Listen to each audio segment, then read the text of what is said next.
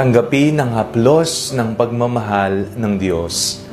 Ako po si Father Fiel Pareha at ito po ang ating segment, ang Daily Devotion, na kung saan tayo po ay magdarasal, magbabasa at magninilay kasama ng salita ng Diyos sa buong taon. Manalangin tayo. Sa ngalan ng Ama, ng Anak at ng Espiritu Santo. Amen. Halina, banal na Espiritu, liwanagan mo ang aming puso at isip nang maunawaan at may sa buhay namin ang iyong salita. Amen. Our Bible passage for today is from the Gospel of St. Mark chapter 3, verses 7 to 10, and I read it for you. Jesus departed with his disciples to the lake, and a great multitude from Galilee followed him, hearing all that he was doing. They came to him in great numbers from Judea, Jerusalem, Idumea, beyond the Jordan, and the region around Tyre and Sidon. He told his disciples to have a boat ready for him because of the crowd, so that they would not crush him, for he had cured many, so that all who had diseases pressed upon him to touch him.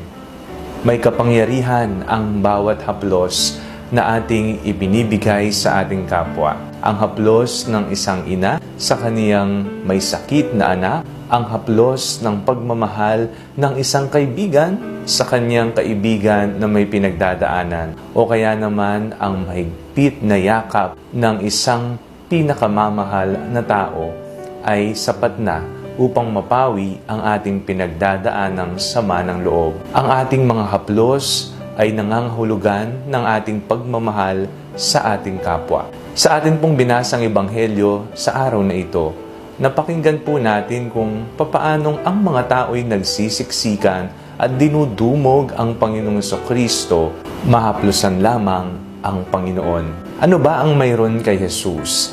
Ano ba ang nakita ng mga tao? Ano ba ang nadama nila kung bakit dinudumog ngayon si Jesus upang siya ay mahawakan man lamang?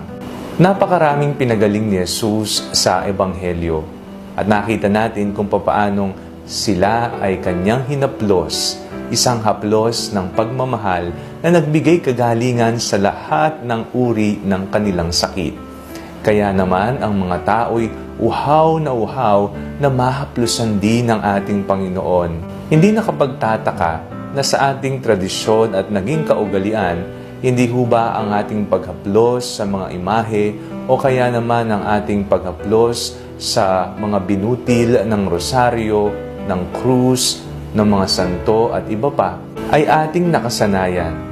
Ito ay nangangahulugan ng ating matibay na pananampalataya at pagmamahal sa ating Panginoon at pati na rin sa mga taong namuhay ng naayon sa kalooban ng Diyos. Tunay ngang hindi natin sinasamba ang mga larawan, ang mga imahe, ang mga inukit na kahoy o bato. Sila ay mga paalala ng dakilang haplos ng pagmamahal ng Panginoon sa ating buhay. Sabi sa ating binasa, "For he had cured many, so that all who had diseases pressed upon him to touch him." Nakikita natin ang ating sarili sa napakaraming mga tao noong panahon ni Jesus na nagnanais mahaplos ang ating Panginoon. Manalangin tayo. Panginoong Jesucristo, haplusin mo ang aming buhay ng iyong pagmamahal.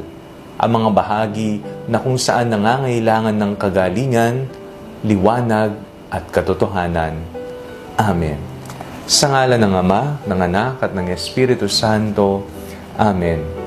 Huwag po ninyong kalimutang i-like ang video ito, mag-comment po kayo and share it with your family and friends. Ang Panalangin Bago Matulog ay may sariling Facebook page na po. Huwag niyo pong kakalimutang mag-like at mag-follow dito, and do not forget to subscribe to our YouTube channel. I-click niyo lamang po ang link na nasa description ng video ito o kaya naman po just search Father Fiel Pareha. God bless you po.